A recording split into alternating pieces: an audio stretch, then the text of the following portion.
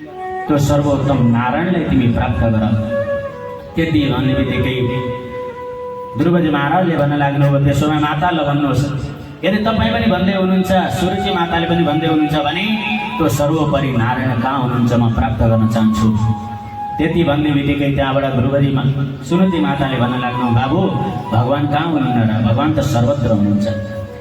शास्त्रले भन्छ ईशावास्यमिदं सर्वं सर्वं खल्विदं ब्रह्म एको ब्रह्म द्वितीयो नास्ति अलक्षं सर्वभूतानां अन्तर्बहिरवस्थितं हरि व्यापक सर्वत्र समानः। प्रत्येक कण कणमा अणु अणुमा यत्र तत्र सर्वत्र परमात्मा विराजमान हुनुहुन्छ। हर घट घटवासी हुनुहुन्छ, अन्तर्यामी हुनुहुन्छ। प्रत्येक जीवात्माको हृदयमा निवास परमात्माको। भगवान् कहाँ हुनुहुन्न? जहाँ तिम्रो दृष्टिकोण त्यही परमात्मा प्रकट। परमात्मालाई कहाँ खोज्ने? जहीँ पनि भगवान् हुनुहुन्छ। तिम्रा अगाडि पछाडि दायाँ बायाँ माथि तल जता देखो सर्वं विष्णुमयम् हरि व्यापक सर्वत्र समान। सबै ठाउँमा परमात्मा हुनुहुन्छ।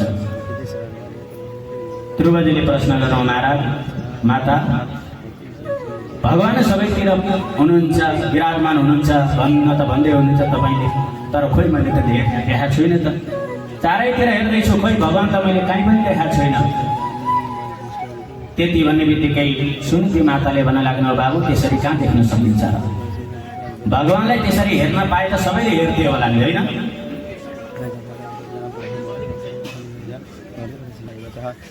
त सुनती माताले भन्न लाग्नु, बाबु परमात्मा त लाई प्राप्त गर्नको निम्ति सत्कर्म गर्नुपर्छ, साधना गर्नुपर्छ।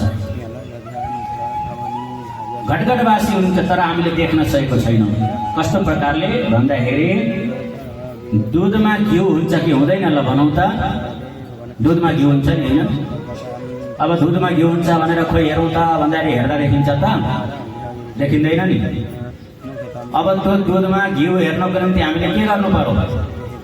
पहिले त्यो दुधलाई तताउनु पर्यो, अनि एकछिन सेलाउनु पर्यो, ठेकीमा हाल्नु पर्यो, अनि चुस्स अलिकति जोडन पनि हालिदिनु पर्यो, होइन? अनि रातभरि जमाउनु पनि पर्यो। अनि बिहान उठेपछि त्यसभित्र मदानी हालेर अनि त्यहाँबाट घर घर यसरी मन्थन गर्नु पर्यो। अनि मन्थन गरेपछि अनि त्यस दहीबाट के प्रकट हुन्छ? नुहाउने घिउ प्रकट हुन्छ। हिजोसम्म दुधमा त घिउ देखिँदैन थियो, आज त्यही दुधबाट घिउ प्रकट भयो। अब दुधमा घिउ हुन्छ कि हुँदैन भनेर सोध्यो भने के भन्ने त? घिउ त हुन्छ, खोइ देखा भन्दा देखिँदैन। त्यस्तै प्रकारले हरि व्यापक सर्वत्र समान। परमात्मा त सबै कणकणमा हुनुहुन्छ तर हामीले देख्न सकेको छैनौँ। त्यो परमात्मालाई हेर्नको निम्ति हामीले के गर्नु पर्यो भन्दाखेरि साधना गर्नु पर्यो।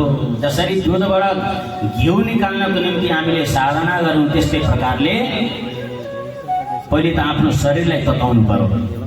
के का माध्यमद्वारा? भगवानको भजन कीर्तन मननद्वारा शरीरलाई तताउनु पर्यो, साधना गर्नु पर्यो, तप गर्नु पर्यो, ध्यान गर्नु पर्यो, योग गर्नु पर्यो। त्यति गर्दै गर्दै गर्दै गर्दै तपाईँ हाम्रो जहाँ निष्ठा पाइ पक्क हुन्छ, हामीले त्यहीबाट परमात्मालाई प्रकट गर्न सक्छौँ। मेरी आमा सुतेपछि अलि मात्रै म जान्छु भन्दै त्यहाँबाट ध्रुवजी महाराज प्रतीक्षामा बस्नुभयो।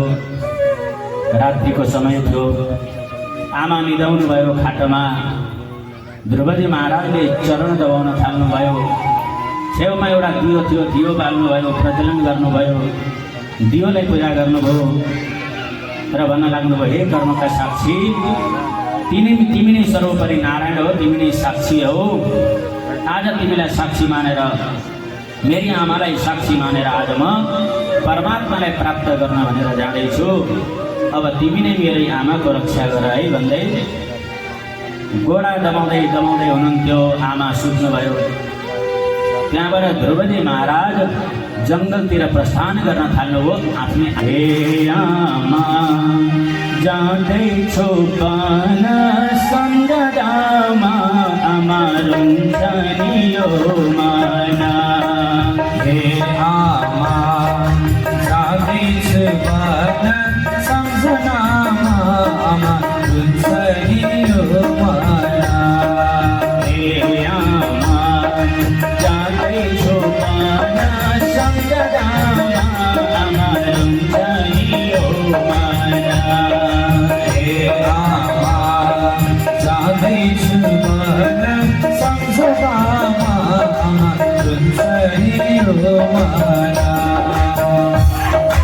सबैजनाले तालीले साथीहरू भक्तजन आज गुरुजी महाराज आफ्नी आमालाई छोडेर योलाई साक्षी बन्दै आज जङ्गल प्रस्थान गर्दै हुनुहुन्छ किन सर्वोपरि नारायणलाई प्राप्त गर्नको निम्ति गुरुजीको लक्ष्य हो सर्वोपरि श्री हरि नारायणलाई प्राप्त गर्ने त्यही लक्ष्य हामीमा पनि हुनुपर्छ कि हामीले पनि एकपल्ट परमात्माको दर्शन गर्न पाऊँ अटुट विश्वास गुरुजीको जस्तो महाराज जसरी थियो त्यसरी नै हामीमा पनि हुनुपर्छ है भक्तजन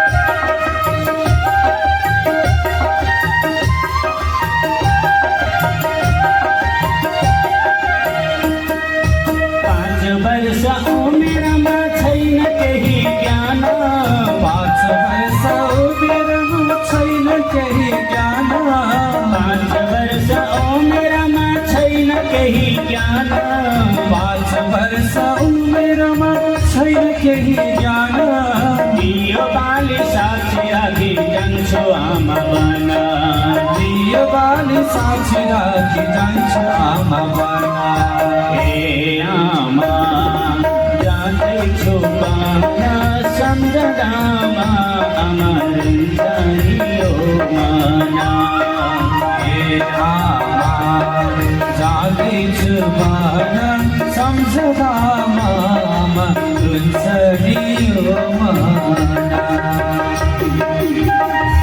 आज सुरक्षको वचनले हृदय धग धग धग बनिरहेको छ कि मेरी आमाले मलाई भनेकी थिइन् तिमी जङ्गल गयो भने परमात्मालाई प्राप्त गर्न सक्छौ भनेर आज त अटुट विश्वासका साथमा आज मैले पक्कै पनि त्यो सर्वोपरि नारायणलाई प्राप्त गर्न सक्छु नै भन्ने त्यो अटुट भावका साथमा आज ध्रुवजी जङ्गलमा प्रस्थान गर्दै हुनुहुन्छ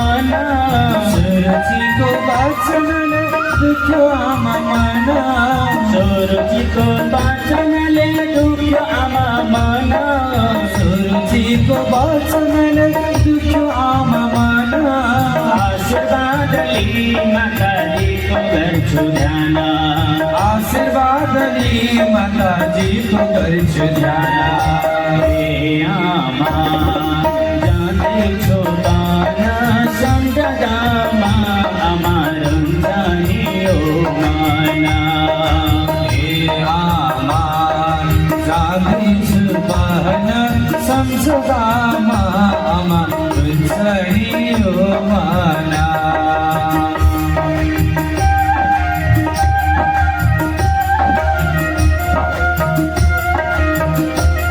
आज ध्रुवजी महाराज सम्झेर हुनुहुन्छ भगवानले मलाई कस्तो भाग्य दिनुभएको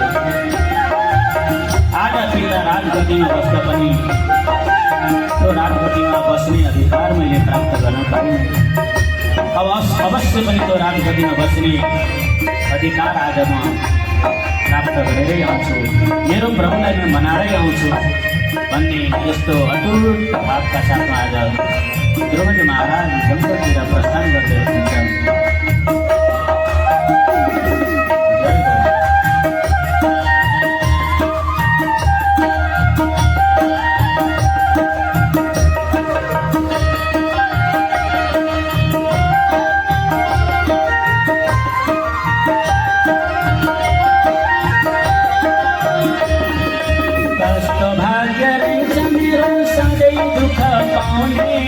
कस्तो भाग्य रहेछ मेरो सधैँ दुःख पाउने, कस्तो भाग्य रहेछ मेरो सधैँ दुःख पाउने, कस्तो भाग्य रहेछ मेरो सधैँ दुःख पाउने। पिता राजा हुँदा पनि राजगद्दी नपाउने, पिता राजा हुँदा पनि राजगद्दी नपाउने। हे आमा जाँदैछु बाना सम्झँदा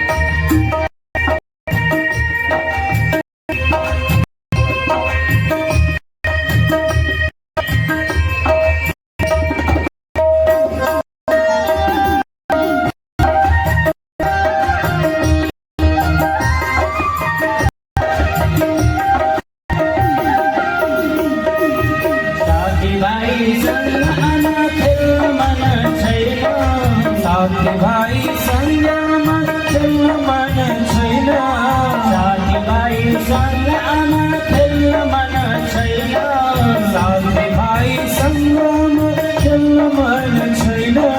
सबैले पिता भन्छन् मैले भन्न पाइन, सबैले पिता भन्छन् मैले भन्न पाइन। हे आमा जाँदैछु बाना सम्झँदामा आमा रुन्छ नि यो माना। हे आमा जाँदैछु बाना सम्झँदामा आमा रुन्छ नि यो मना। सम्झँदामा आमा रुन्छ नि यो माना। ओ सम्झँदामा आमा रुन्छ नि यो मना। ओ सम्झँदा